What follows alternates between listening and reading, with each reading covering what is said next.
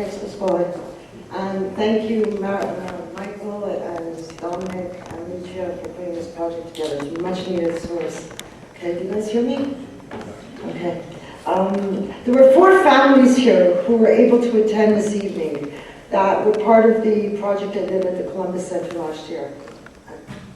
And I would like to honor them. Their memories go beyond the statistical data and reveal meanings, values, struggles of the pioneers of the Italian community in Montreal. They have put a human story into the equation. My research is rooted in the conviction that it is important to understand the mentality and the reality of the everyday so that we can analyze and understand what happened in the context of that experience. I went into these interviews with lots of questions.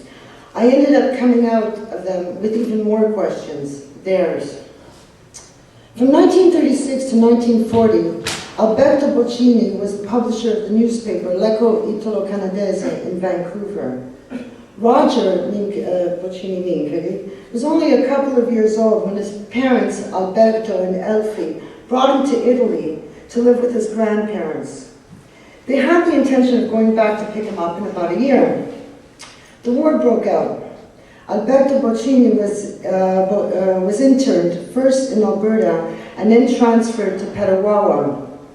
His wife Elfie moved to Montreal so that she could be closer to him in Petawawa and visit. One day she was over at the Boccini house when Gabriele Nincheri, Guido's son, showed up. Smitten by this woman who he knew nothing about, he went to the piano and he played Moonlight Serenade, Part 1, to impress her. Elfie, who was a concert pianist herself, got up, went to the piano, and after Gabriele finished, she played Part 2. Alberto Boccini contracted tuberculosis while he was at the camp, and his wife decided that they should go back to Vancouver so that Alberto could be close to his family, to his mother, who was living there. A few years after Alberto's death, Gabriele Nincheri proposed to Elfie, and she moved to Montreal. 63 years ago, this week, Roger was 13 years old, and he boarded a freighter to come back to Canada. His mother met him at the port and introduced Roger to his new family, the Nincheris, and Roland, his brother, who he had never met. Roger never knew his father. His mother never spoke about what happened. He still has unanswered questions.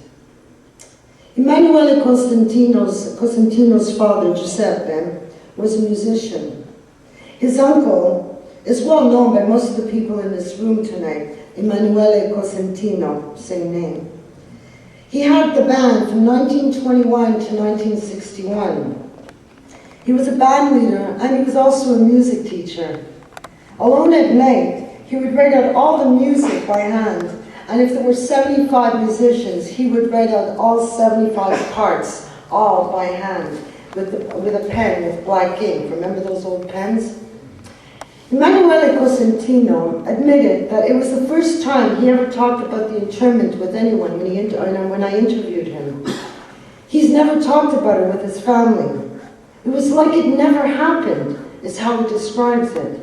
Everything was secret then. I don't know why. Were they afraid? It was never questioned.